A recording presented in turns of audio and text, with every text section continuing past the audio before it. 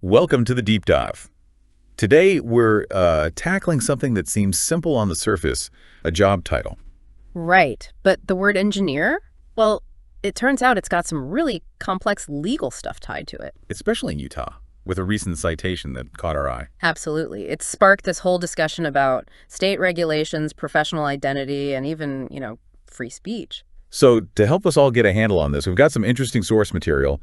We're looking at correspondence about a specific Utah law. Utah Code Section 58-122-501. That's the one. Yeah, that one. Plus an expert opinion on a Supreme Court ruling, the CV of Michael Troy Richardson. A very detailed CV, it's worth noting. Definitely. And an article about a technical writing program at Utah Tech, and also a summary from a hearing. So our mission, if you will, for this deep dive is to really unpack Utah's law, figure out why it's being challenged by Mr. Richardson, and, well, what it all means for clarity and job titles generally. Okay, let's dig in, starting with the basics. The Utah law itself and this citation. Right. So Utah Code Section 58-22-501. It basically prohibits using the term engineer professionally if you don't have a specific Utah engineering license. It sounds like a pretty wide restriction.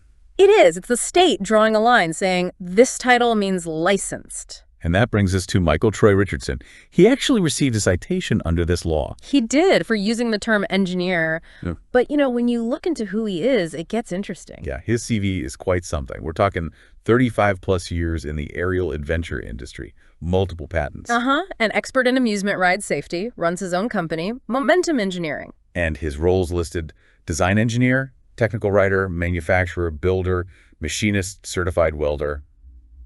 That's a lot. It really shows deep technical involvement. He's not just, throwing the word around casually. Any educational background? That backs it up, too. He's got an MS in engineering and technology, Okay. an MA in technical writing, a BS in engineering technology, an AS in machine tooling.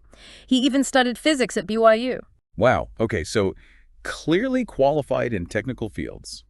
Why was he using the term engineer, then, if it led to a citation? Well, from what we can gather from the documents, it seems he was using it to accurately describe his education, his degrees and his technical roles. Roles in industries maybe not covered by that traditional PE license. Exactly. He wasn't claiming to be a licensed professional engineer or offering PE services. His argument is that the Utah law is just too broad. Right. So his concern is it penalizes people for using the term legitimately, like describing their degree or job function, where a PE license isn't even required. Precisely. He feels it lacks clarity. It doesn't distinguish between licensed practice and other uses of the word. And he brings up some other points to back this up, like referencing academic work. Yeah, Beverly Sauer's The Rhetoric of Risk. He uses it to argue for the need for really precise language and regulations, especially around safety. Makes sense. And he also points to the Plain Language Act of 2010. Ah, the federal act requiring clear communication in government documents. Right. The idea being that laws and regulations should be understandable to the people affected by them. So based on all that, the lack of clarity, the potential overreach, he actually proposed changes to the law. Yes, he did. He put forward some specific revisions. What kind of changes is he suggesting? Well, first, he suggests reserving specific titles like licensed engineer or PE strictly for those who hold the license. Okay, that seems logical. Keep the protected titles clear. What else? Then he argues for explicitly permitting the use of engineer in contexts that don't require licensure. Like what? Like, say, describing your education having a mechanical design engineer, BS, on your resume. Or for common job titles like software engineer, sales engineer, things like that. So roles where everyone understands it doesn't mean PE licensed. Exactly. And he also includes business names, like his own Momentum Engineering, provided they aren't offering licensed PE services. And he suggests a way to make that clear for businesses too. Yeah, he proposes a disclaimer. Businesses using engineering in their name but not offering PE services should state that clearly. Okay, let's shift perspective a bit. We have this expert opinion looking at a potential Supreme Court ruling. What's the prediction there? Well, the expectation isn't necessarily that the court will strike down the whole law, but perhaps that it might uphold parts while strongly suggesting or even mandating that Utah clarify its language, make it less broad. And part of that reasoning involves looking at other states, Yeah. right? Like California and Nevada. Yes, exactly. And this is a key point for you, the listener. Mhm. California and Nevada have laws that are much narrower. I thought so. Their laws, like California's BPC 67382 or Nevada's NRS 625.520, focus mainly on restricting specific protected titles. Think civil engineer, mechanical engineer. You need the license for those. But they don't restrict the general term engineer as broadly. Generally, no. Right. They allow broader use in other contexts where a license isn't mandated by law. So Utah's approach really stands out as being, well, much more restrictive than its neighbors. Which leads to constitutional questions, doesn't it? The First Amendment. It does. The expert opinion we looked at flags that.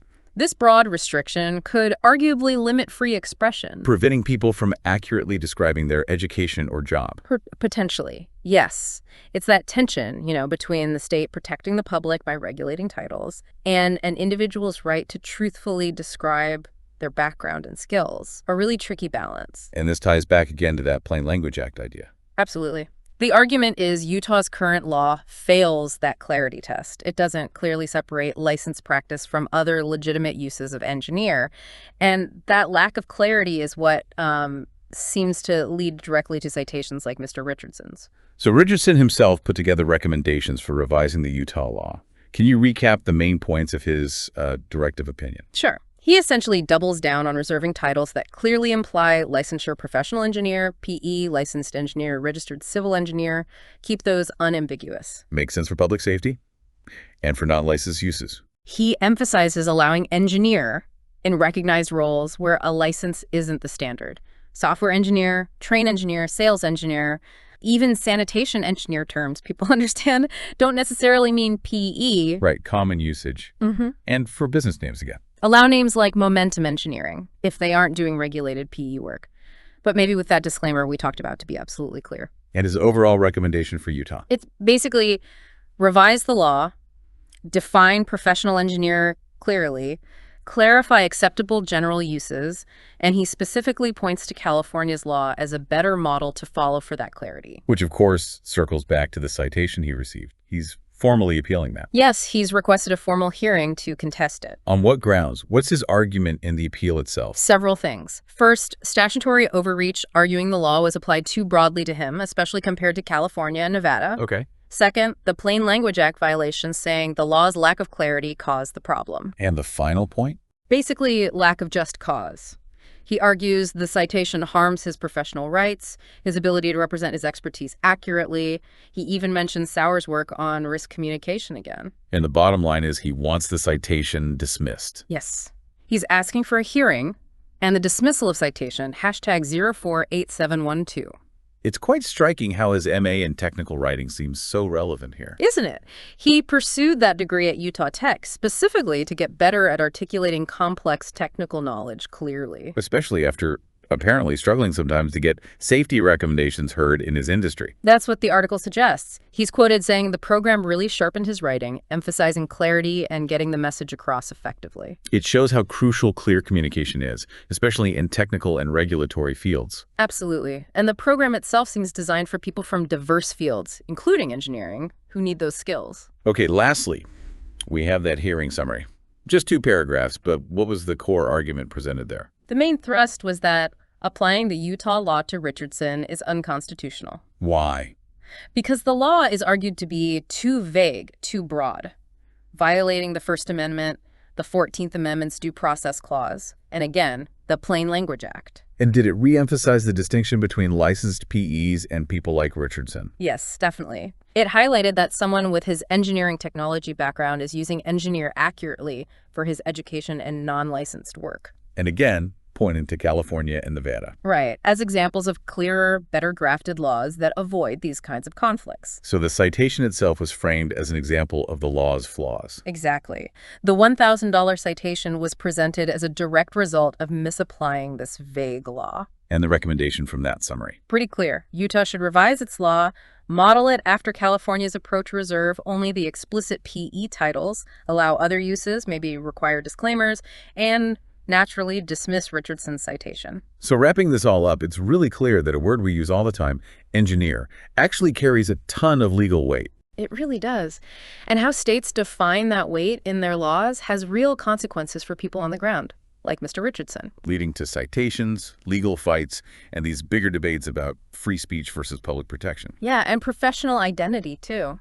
How do you accurately describe what you do and what you know? The proposed solutions all seem to circle back to needing clearer language in the law, don't they? Definitely.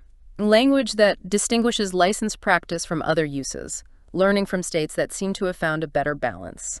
It underscores that clarity in regulations isn't just about, picking the right words. It's fundamental to fairness. Couldn't agree more. It prevents misunderstandings and ensures the law is applied justly. So maybe a final thought for you, our listener, to ponder. How do we make sure our laws and regulations actually keep up with how professions evolve and with this constant need for clear communication? Yeah, and think about it. What happens when rules about job titles are too broad in other fields, Right. Where else is the clarity of a professional title really critical or maybe even debated right now? Something to think about.